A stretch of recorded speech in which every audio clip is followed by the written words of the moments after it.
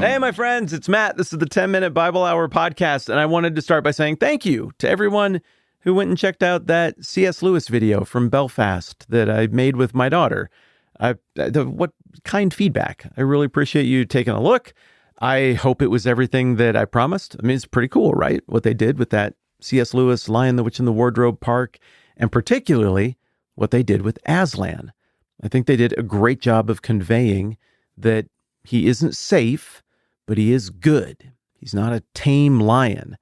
And Aslan, of course, in those books is a picture of Christ. And we are seeing that same he's not safe, but he is good playing out in the first two anecdotes of John chapter 2. And I was mentioning yesterday that I think there's one more reason hanging out here why Jesus was so angry and why he chose to let the claws come out in this particular situation with the temple and with the livestock being sold there and the money changers and all of that. And here is how I want to get to it. The temple, the location itself where this happened, had undergone a lot of changes in terms of how business was done, but also in terms of the actual physical property and shape of the temple. And so it's kind of like this. Timeline-wise, it's actually very similar. Mount Rushmore. I live real close to Mount Rushmore. My mom grew up here. My dad grew up on the other side of the Black Hills. Mount Rushmore, it's important to the whole country, but it's important to people who live in the area. And back in the day, Mount Rushmore, all the architecture around it was very much a monument to simple citizen government. This kind of wooden A-frame log buildings. Everything smelled like cedar. It all kind of looked like an old man cabin, like a grandpa cabin where everything's shiny, lacquered up, and the wood is all aged and golden, and it just smells delicious. And it was great. It felt like it was kind of an homage to the stories you heard about the rough conditions that a guy like Abraham Lincoln grew up in. And I loved the way the architecture back then minimized the guys on the rock. It's like, yeah, in other places they have kings. But in our country, we have people who are normal people called to serve, who set aside their own interests for a little while, and they take on the role of leadership, or at least that's what we used to aspire to.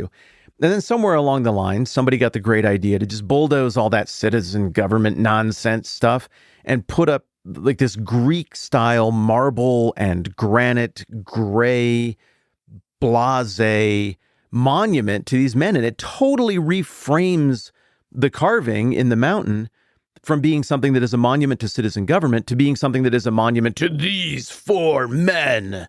Behold them. And I don't like it. I don't like the way it reframed, that somebody rebuilt the complex and it reframes the whole thing in a way that changes the meaning. Likewise, somebody came along a few years before the birth of Jesus and changed all the surrounding stuff around the temple in a way that kind of changed the meaning. I would argue mostly for the better. Now, that's a bit of a controversial take because the guy who did this great big architecture overhaul on the temple just a few years before the birth of Jesus is also the guy who tried to kill Jesus when he was born. Herod the Great earned the title the Great mostly because he was a builder. Now, he was crazy, especially in his later years. He gave in to all sorts of egotistical whims, and this is an odd dude. Most of the great men of history are pretty weird when you zoom in on their lives, and Herod is a great example of that. His family life was a mess. He was manic. It was very bizarre. But he built cool stuff, even if for the wrong reasons. Now, you might recall that the temple here in John chapter 2 that Jesus is going into, the temple of Jesus' time, is the second temple. The first temple was built a little after 1000 BC by Solomon, the third and final king of the United Kingdom of Israel. So you got Saul, you got David, you got Solomon.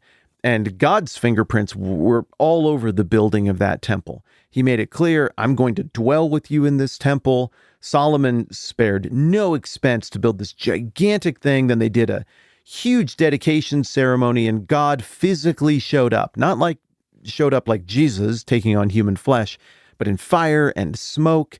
And he lived in the temple. There's tangible evidence, fearful evidence, that God was in there dwelling among his people. Well, then there's a civil war.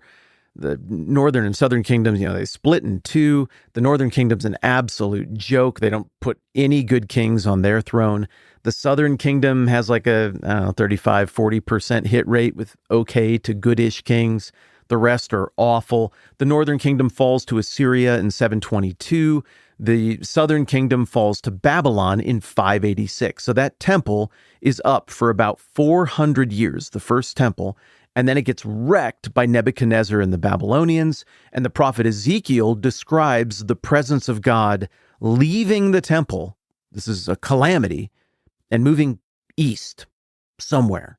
So there's all this ambiguity after that. Where is God? What are his plans? Does he still have plans to prosper us and not to harm us? Does he remember us? But the prophet Jeremiah says, he does remember you. And in 70 years, you're going to see things coming back together. Sure enough, the Babylonians get defeated by the Persians. The first great Persian king, Cyrus the Great, tells the Jews, you can go back to Jerusalem and rebuild. So they go back, and it's slow going, but they rebuild, as you know, and they make the second temple. It's not as good as the first temple. The old timers who kind of remember the first temple cry when they dedicate the foundation because it's so small. But the kids all think it's great, and they all cheer when they dedicate the second temple. And eventually that second temple becomes a place where sacrifices are happening again. Nehemiah and Ezra put reforms in place that you and I have discussed in the 400s to really lock that in and make sure the temple is funded with the temple tax that we talked about a few days ago, that being part of the provision for the temple. But there's no real evidence that God's Spirit lives in there. Maybe he does. Maybe he doesn't. Jesus' anger here doesn't really hinge on whether or not God lives in the temple in some sort of manifestation like he used to. Either way, this place, this temple at Jesus' time was consecrated for God, and it's either tragic that it's his Father's house and his Father does not dwell in there in a meaningful way, or maybe God did dwell in there in that time. I don't know. It looks different than what we see deep in the Old Testament in the first temple situation.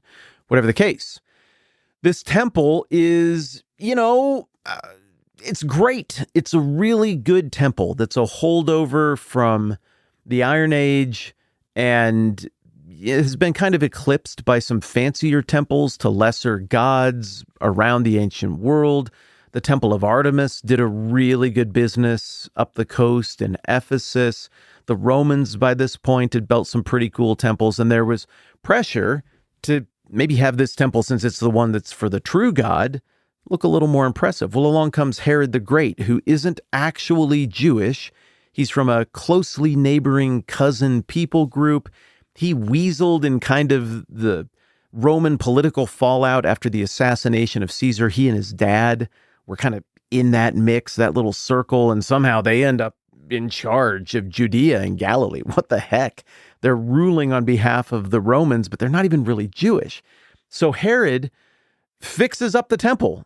And I don't know, the negative way to attribute this to him would be like, well, he was, in a dirty way, he was trying to curry favor with the people and draw attention to himself. I think that's probably a pretty accurate characterization. Like, I'm not really Jewish, but maybe this will make you all like me more.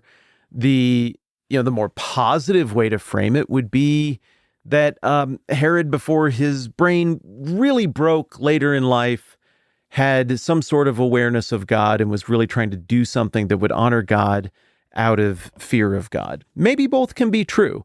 What we really know of Herod isn't particularly flattering later in life, but I'm not sure that all the people at that time, through most of Herod's reign, were as repulsed by him as we rightly are in retrospect, taking into account his entire reign. So Herod is a massive builder, super ambitious. He gets projects done very quickly. He leaves marks on the landscape. And at the temple, he does a massive expansion. Before Herod got his hands on it, the whole temple complex was about 17 acres, which is huge. It's very impressive. The temple building itself was not nearly 17 acres, but, it's kind of the centerpiece of this whole temple complex. When Herod was done with it, and he did all this very, very quickly. We're talking like a few years worth of building. When Herod was done with it, it was more than double. 36 acres is what the footprint was of Herod's whole expanded project. That is wild, especially when you think back to what happens in Ezra when we get the account back in the 520s BC of the foundation of the second temple being laid and people crying because it just wasn't that big or that impressive. Well, it's big and impressive now. Dang, Herod, I wouldn't have thought you'd be the guy who would do this, but okay, you did it. Things that happened. Okay, a general expansion to the temple proper itself, but also an improvement of all of the walls around that and the addition of a massive brand new court that encircled all the rest of the temple stuff, working inside out. You've got like the Holy of Holies. Nobody can go in there. That's super sacred. Then you've got the court of like where the priests could go. At the beginning of the book of Luke, we are in that setting as Zechariah, the father of John the Baptist, is in that kind of secondary court that only priests could go into, and they could only do it at certain times.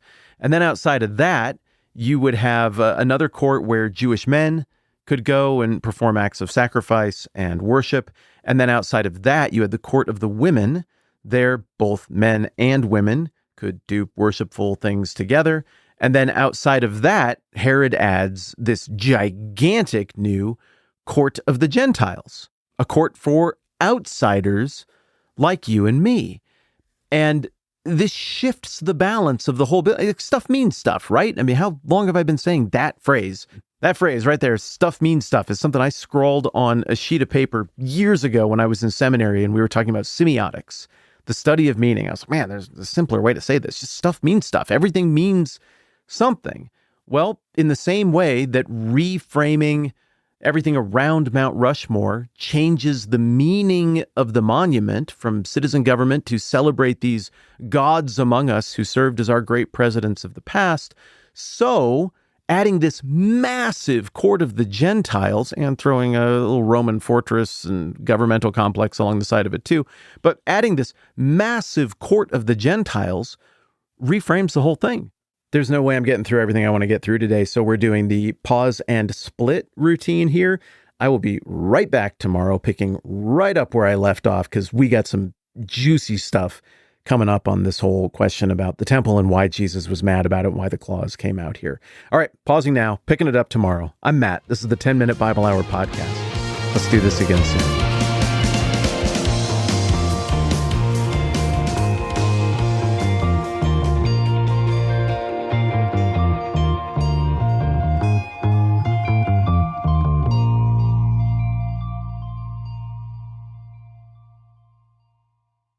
Hey, Matt's daughter here. I just started college, and I was happy to find that a bunch of my friends who I met there like this podcast. So apparently it works on college students. So if you know any college students, maybe recommend this to them. Thanks.